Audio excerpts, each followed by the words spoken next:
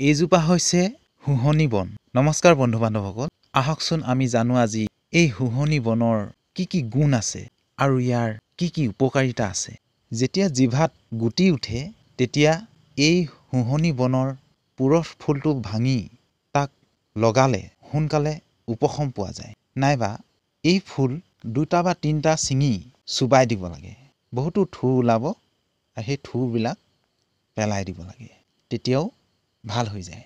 আৰু ইয়াৰ ফুলটো ভাঙি জিভাত ঘঁহিলেও জিভাৰ গুটি হোৱা ভাল হৈ যায়।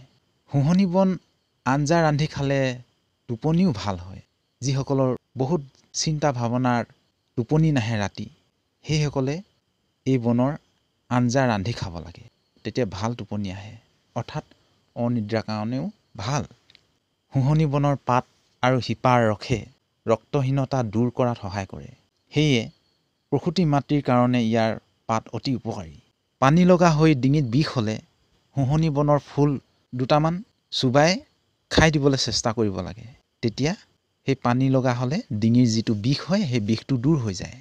কাহ হ'লে শুহনি বনৰ ফুল 2টামান চুবাই খালে অতি সোনকালে কাহটো ভাল হৈ যায়। আৰু যিসকলৰ ডিঙিৰ হুৰহুৰণি হৈ থাকে সেইসকলেও ইয়াৰ শুহনি বনৰ ফুল 2-3টা ছিঙি চুবাই মেলি খাই দিব লাগে।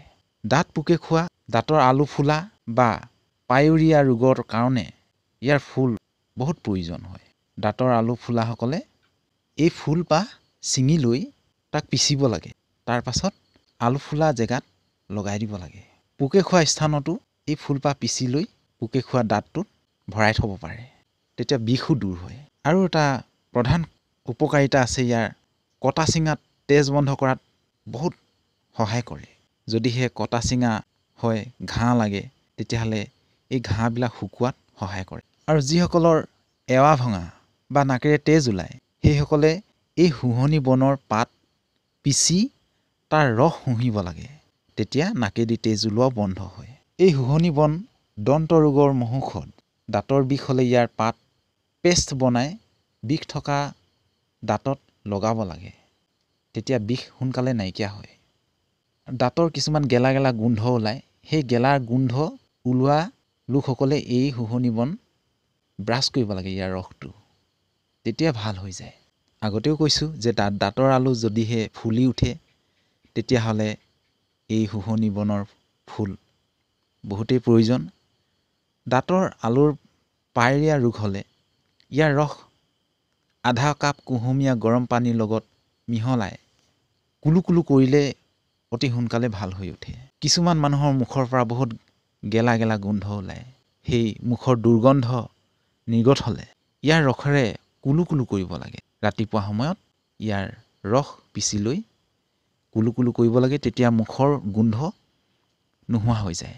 এনে আপুনি প্ৰায় 7 দিনমান কৰিলেই প্ৰমাণ পাই যাব।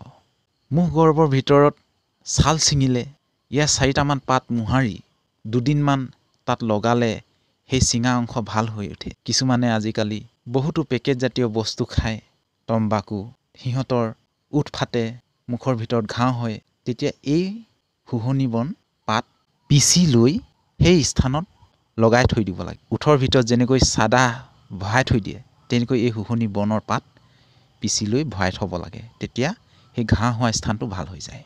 শুহনি বনৰ পাত আৰু ফুল এণ্টিফাংগেল আৰু এণ্টিবেক্টেৰিয়েল গুণাগুণ নিহিত হৈ আছে। সেইবাবে শৰীৰৰ ক'ৰবাত খৰ খজুৱতি হ'লে ইয়াৰ পাত খৰ হোৱা স্থানত 4 দিনমান মোহাৰিলে খৰ খজুৱতিও দূৰ হৈ যায়। সেয়েহে বন্ধুসকল, আহক আমি এই শুহনি বনজোপা চোতালত বা পথাৰত দেখিলেই যাতে মাৰি পেলাব নালাগে বা জুই দিব নালাগে, চিকনাই দিব নালাগে, ইয়াক বচাবলৈ চেষ্টা কৰিব লাগে।